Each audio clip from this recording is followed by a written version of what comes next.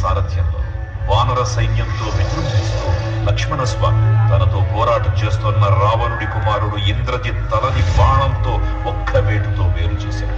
ఇంద్రజిత్ మరణ వార్త విన్న రావణుడు ఆవేశంతో ఊగిపోయాడు. ప్రతీకారం కోసం పాతాళ లోకాధిపతి తన సోదరుడు అయినటువంటి మహిరావణుడి సహకారం కోరాడు.